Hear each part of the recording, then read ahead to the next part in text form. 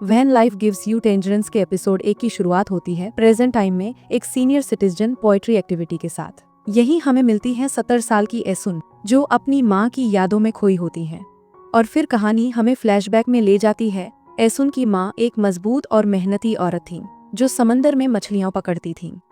अपने बीमार पति को खोने के बाद उन्होंने दोबारा शादी की, लेकिन एसुन को भेज दिया गया अपने अमीर पापा के परिवार के पास, ताकि वो अच्छी पढ़ाई कर सके। मगर एसुन हमेशा अपनी माँ के साथ रहना चाहती थी, क्योंकि उसके पैतृक परिवार का व्यवहार उससे अच्छा नहीं था।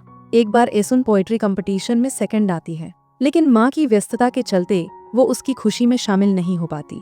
दुखी होकर एसुन वापस अंकल के घर चली जाती है, जहाँ उसे छोटे छोटे काम करने पड़ते हैं।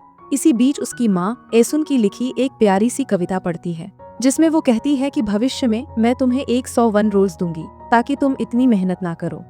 इन शब्दों से माँ का दिल पिघल जाता है। गुस्से से भरी माँ उसके अंकल के घर जाती है, ढेर सारी मछलियाँ देती है और एसुन को वापस अपने साथ ले आती है।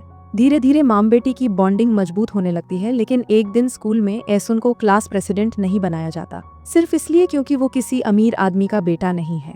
माँ को ये बर्दाश्त नहीं होता, वो स्कूल जाकर टीचर को रिश्वत देती है ताकि एसुन के साथ इंसाफ हो।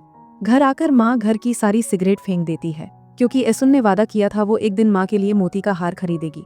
और अब माँ लंबा जीना चाहती है। साल था 1961, लेकिन सपनों पर जैसे किसी ने धूल डाल दी हो।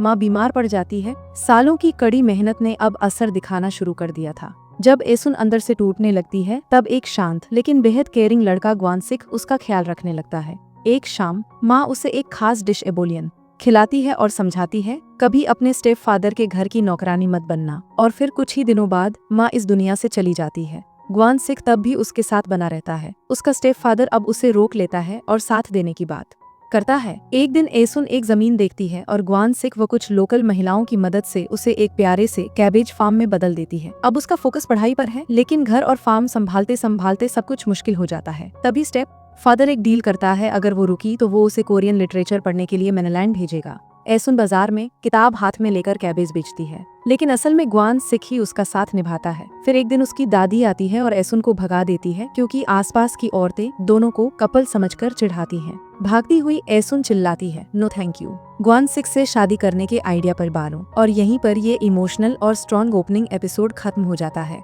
Thank you for watching. Like and subscribe to my channel and hit the bell icon. Meet you in the next video. Okay, bye.